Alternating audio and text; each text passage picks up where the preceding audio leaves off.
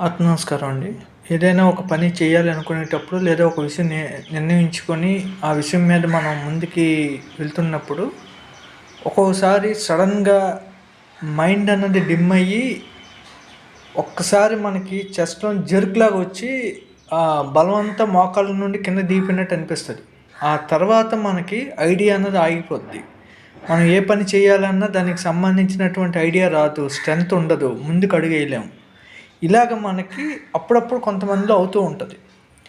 జనరల్‌గా దీనికోసం చాలామంది ఆందోళన పడతారు. ఎందుకంటే ఆ టైంలో మీకెప్పుడైతే ఆహ్, చెస్ట్‌లో ఒకసారి జర్కిచ్చి మైండ్ స్ట్రక్ అయ్యి బలమంతా కాల్లో దిగిపోతున్నట్టు అనిపిస్తదో, జనరల్‌గా ఏమవుద్దంటే మనకి ఒక రకమైన భయాందోళనకు మనం గురవుతాం. చుట్టుపక్కల ఉన్నోళ్ళంటే "ఏమైంది? నువ్వు ఆల్రెడీ డెసిషన్ తీసుకున్నావు కదా! ముందుకెళ్ళిపోవచ్చు కదా!" అని అంటారు. కానీ మనం ముందుకెళ్ళడానికి ఎళ్ళాలన్న ఆలోచన అన్నది అక్కడితో ఆగిపోద్ది. కిల్ అవుద్ది మనకి. ఆ నెక్స్ట్ ఐడియాలజీ అన్నది రన్ అవ్వదు. మైండ్ ఎప్పుడైతే ఐడియా అన్నది రిలీజ్ చేయకుండా స్ట్రక్ అయిపోద్దో మన తాలూకా అంటే మనిషి తాలూకా పురోగమనం అంటే మనిషి తాలూకా మూవ్‌మెంట్ అన్నది ఆగిపోద్ది. ఆ టైంలో మనకు ఒక్కొక్కసారి చాలా ఇబ్బందవుద్ది.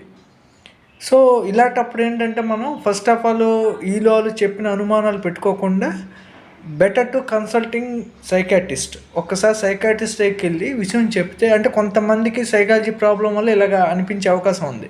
ఈ మధ్య కాలంలో కొన్ని కేసులు నేను చూశాను నేను. సో, అప్పుడు ఒకసారి ఆళ్ళ దగ్గరికి వెళ్తే వాళ్ళు ఇచ్చినటువంటి ట్రీట్మెంటు లేదా కౌన్సెలింగు లేకపోతే కొన్ని థెరపీస్ ఉంటాయి మీకు సైకియాట్రిక్ థెరపీస్. అలాంటివి ఏవైనా సరే తీసుకున్నప్పుడు మళ్ళీ మనం మైండ్ ఫ్రీజింగ్ నుండి మూవ్‌మెంట్ అన్నది వచ్చేయొచ్చు. సో, ఇబ్బందనేది ఉండదు. దాని గురించి మనం ఆందోళన పడాల్సిన అవసరం లేదు. కంగారు పడాల్సిన అవసరం లేదు. ఒక్కొక్కసారి అది గూడా అయిపోయిన అంటే ట్రీట్మెంట్ సెషన్ గూడా అయినా సరే, మనకి పర్టిక్యులర్‌గా కొన్ని పనుల్లో మాత్రమే ఇలా జరుగుతుందనుకోండి. పర్టిక్యులర్ బిజినెస్‌లోని, పర్టిక్యులర్‌గా జాబ్‌లోని, వర్క్ పెర్ఫార్మెన్స్‌లోని లేదా ఏదైనా ఒక ఫ్యామిలీ ఇష్యూస్‌లోని మాత్రమే ఇలాగా రిపీట్ అవుతుందనుకోండి. మిగతా విషయాల్లో లేదనుకోండి.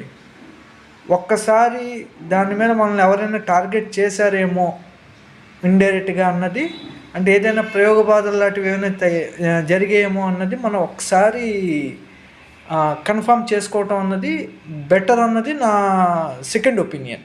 ప్రైమరీగా మాత్రం సైకియాట్రిక్ ట్రీట్మెంట్ అనేది చాలా ఇంపార్టెంట్. అది అయిన తర్వాత ఒక్కసారి ఎవరైనా సరే ఒక మంచి గురువుగారిని ఎవరినైనా సరే కన్సల్ట్ చేసి తాంత్రికలో ఒకవేళ ఆ పద్ధతిలో ఏమైనా సరే మన మీద ఏమైనా జరిగిందేమో అన్నది ఒక్కసారి కన్ఫర్మ్ చేసుకొని ఏమీ లేకపోతే మూవ్ నౌ.